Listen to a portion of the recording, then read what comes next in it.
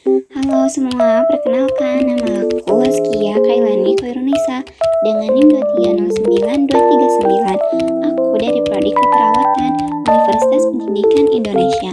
Nah, di sini aku akan menjelaskan tentang morfologi koloni bakteri. Bakteri adalah mikroorganisme yang bentuknya bermacam-macam, seperti bola, batang, atau spiral.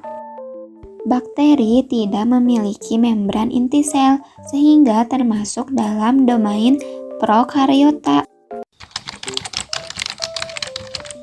Bakteri adalah mikroorganisme yang bentuknya bermacam-macam, seperti bola, batang, atau spiral. Bakteri tidak memiliki membran inti sel, sehingga termasuk dalam domain prokariota. Bakteri dapat ditemukan di hampir semua tempat di bumi dan memiliki peran penting dalam ekosistem planet ini.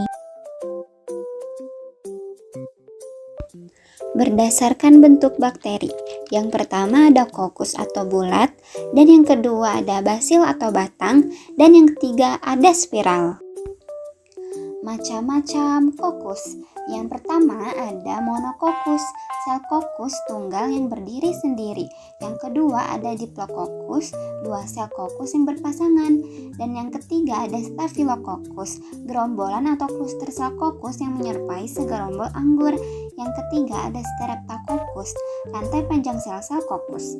Dan yang kelima ada sarkina, kelompok 8 sel kokus yang tersusun dalam formasi kubus. Dan yang keenam ada tetracoccus, yaitu kelompok 4 sel yang berbentuk persegi. Macam-macam bentuk basil. Yang pertama ada Coccobacillus, yaitu bakteri yang bentuknya antara kokus bulat dan basil batang. Yang kedua ada Monobasil, sel basil tunggal yang berdiri sendiri. Dan yang ketiga ada Diplobasil, yaitu dua sel yang berpasangan. Yang keempat ada Streptobasil, rantai panjang sel-sel basil.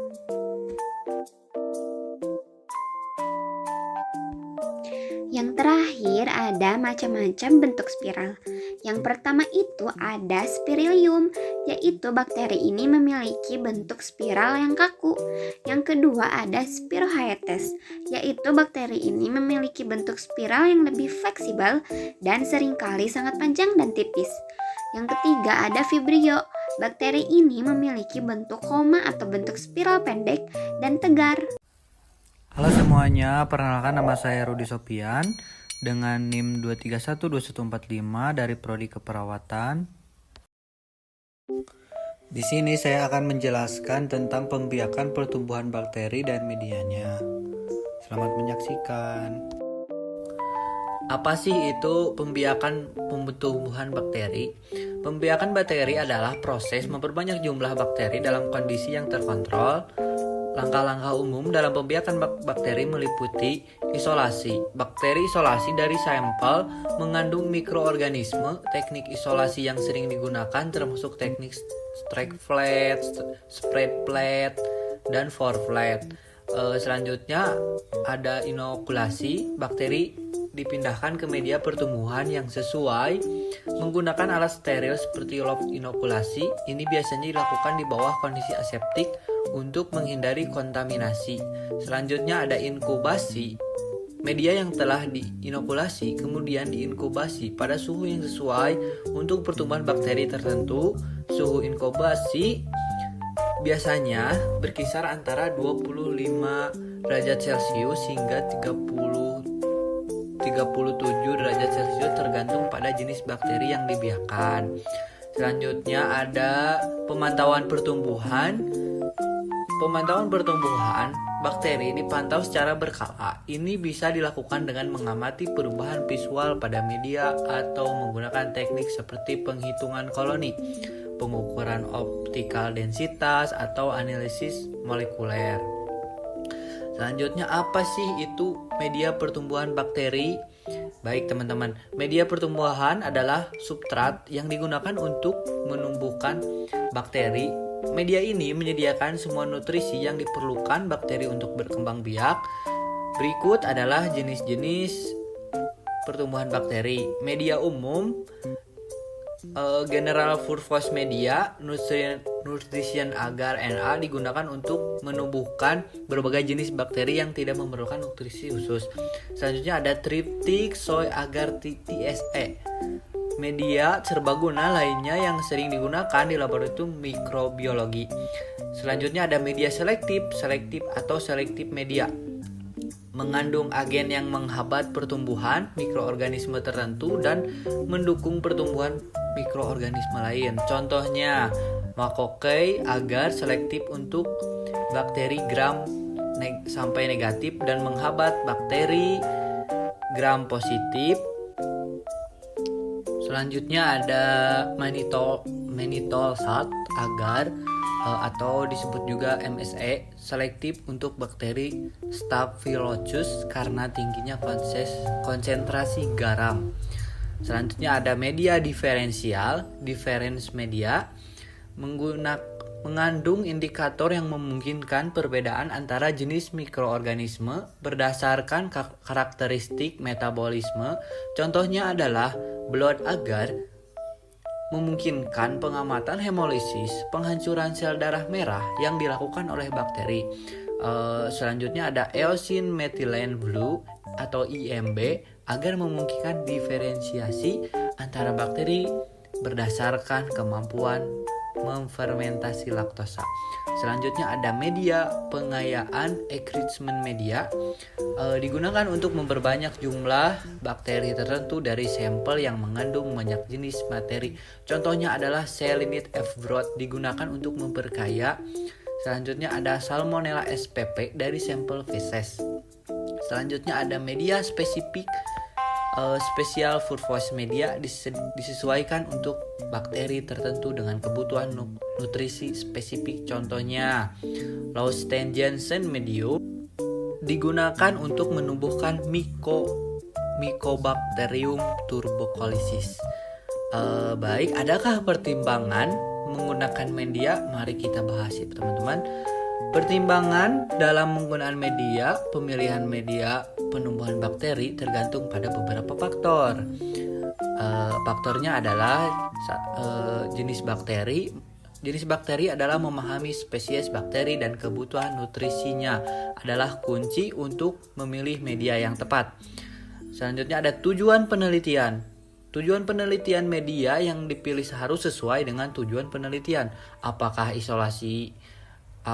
untuk isolasi, identifikasi, atau produksi massal. Selanjutnya ada kondisi pertumbuhan. Kondisi pertumbuhan pH, suhu, dan kebutuhan oksigen juga penting dalam memilih media yang sesuai. Baik teman-teman, itu saja yang boleh saya sampaikan.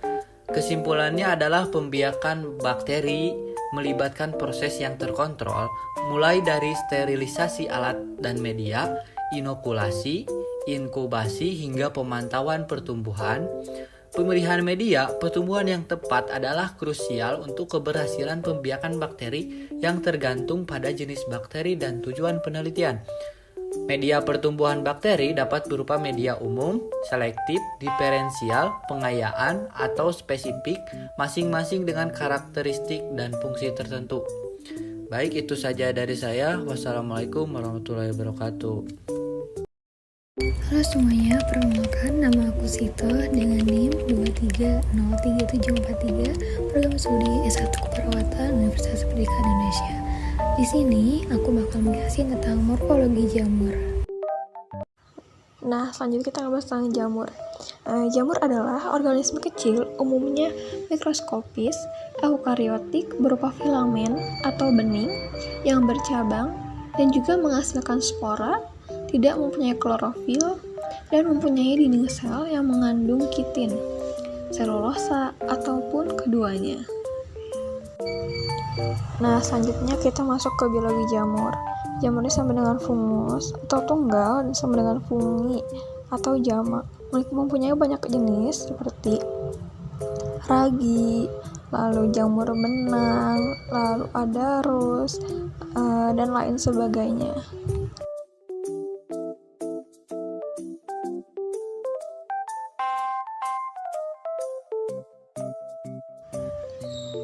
ada dinding sel fungi. Dinding sel itu yang memberi bentuk pada sel, melindungi terhadap pengaruh lingkungan seperti mekanik, suhu, osmosis, dan lain sebagainya. Lalu dinding sel pada fungi ini nukleusnya sangat kecil. Bisa dilihat pada gambar, terus di sini terdapat membran protein, lalu membran sel, dan lain-lain.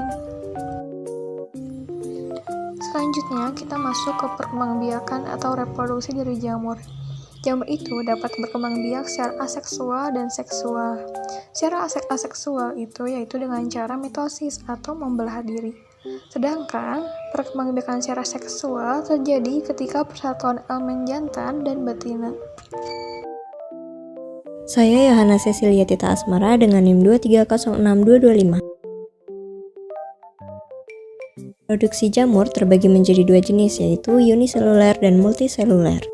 Pertama, uniseluler. Jamur uniseluler berkembang biak secara aseksual dan seksual. Secara aseksual, jamur uniseluler membentuk tunas dan menghasilkan keturunannya.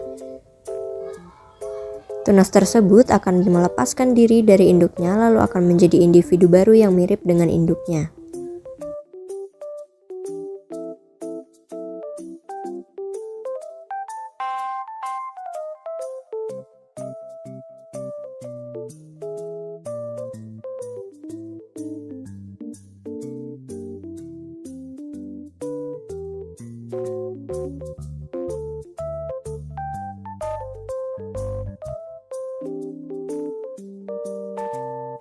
Secara seksual, jamur uniseluler membentuk ascospora atau spora dalam bentuk jamak di dalamnya untuk menghasilkan keturunannya.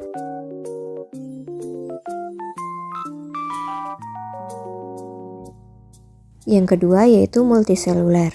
Jamur multiseluler berkembang biak secara aseksual dan seksual. Secara aseksual, jamur multiseluler melakukan fragmentasi atau memutuskan benang hifa untuk membentuk spora aseksual, yaitu zoospora, endospora, dan koondia.